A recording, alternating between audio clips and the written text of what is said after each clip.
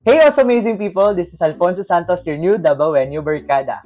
So for today's video, I will be doing a Get to Know Me vlog. Bali na nga yung mga pangatana or mga questions sa ako ang mga friends, classmates, college, schoolmates, and unsa pa dira para mahatagan ko nila og questions. And atuan ang tubagon karon sa video para mas mailhan pa ko ninyo before ta magsugod sa mga videos pohon. Okay? So before that, let's have the intro.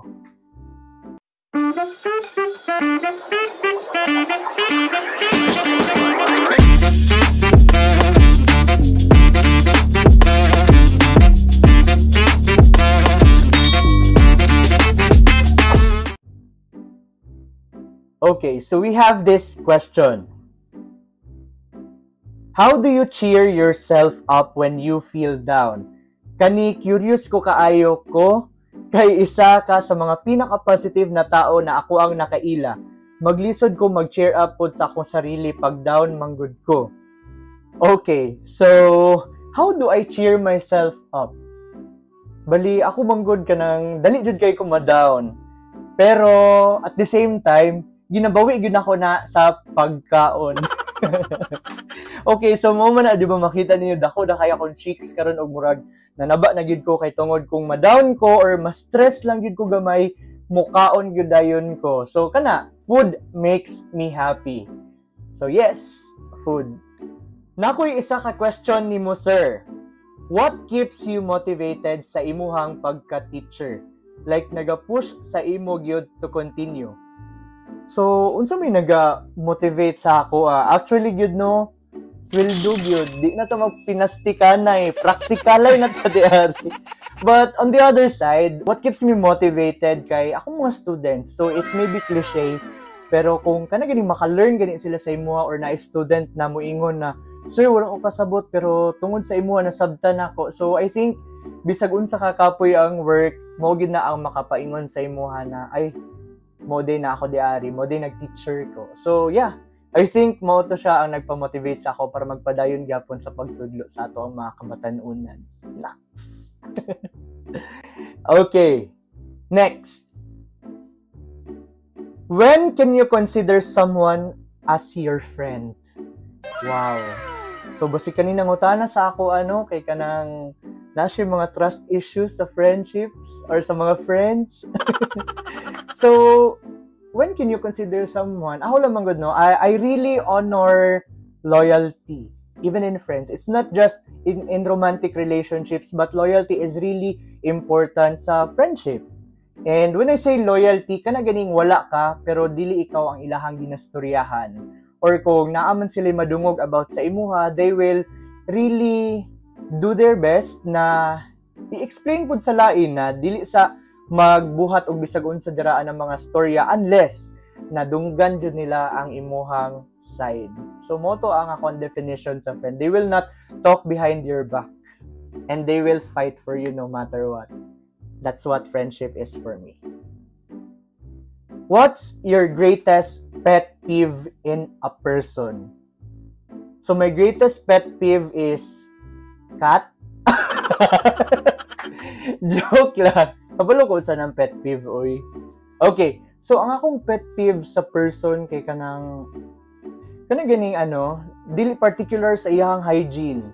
So, ako manggod na pagkatao kay I am very particular with my hygiene. So, OC kayo ko, gusto na ako limpyo, ingon ana ang mga butang in order gyud siya. So, I think that would be my biggest pet peeve kanang yung hygiene na kanang di ka balo man limpyo sa sarili kay man good. It's how you present yourself. So, dapat always good ka kanang you take good care of your hygiene or you observe proper hygiene. So, mo to siya akong pet peeve. Okay. Okay, so this question was asked by my high school best friend. Na best friend gyapon ako up until now. So, pila na gid ka years, no? I think more than 10 years na siguro among friendship. So, kani.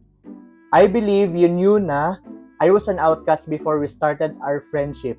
Why did you choose me as your best friend? Like you were not afraid na madamay ka sa akong unfortunate situation that time.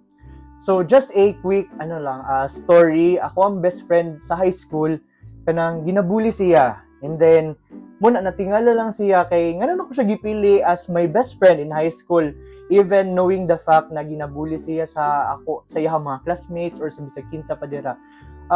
Ako lang maingon, no? I chose her as my best friend because for me, nakoy nakita sa iyahan na murag feel na ko mag-click ming duha, and ako mangud as what I've said, kung mamili man ko og friends, kanang loyalty lang yun. As long as loyal ka sa ako and kanang maayo ka, wala gid ko'y problema. I have no reason para dili ta ka amiguhon.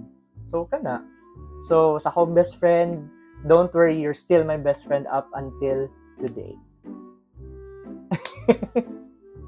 Okay. Next.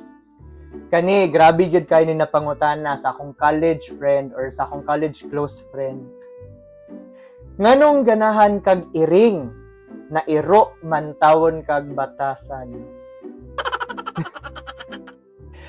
So yes, iro gyud bitaw kag batasan, no, kanang hiligay ko maglingaw-lingaw mga ingonana, pero ngano kaya ako naganahag iring kay tungod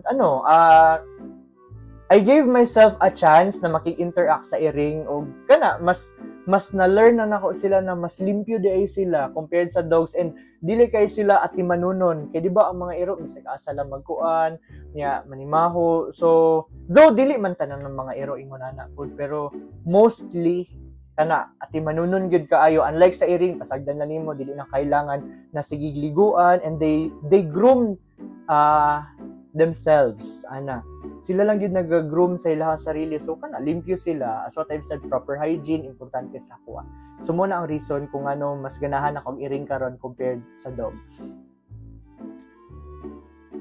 If teaching didn't exist, what job do you think you'd be doing?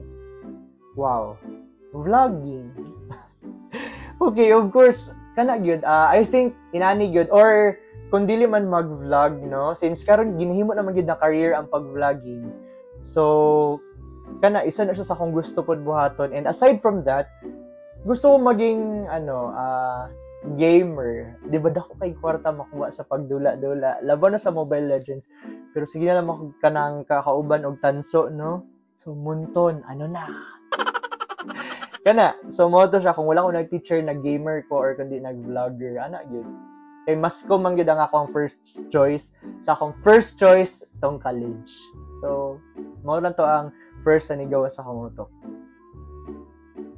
Next. Kamusta journey mo as public school teacher? Alipin tayo ng pera.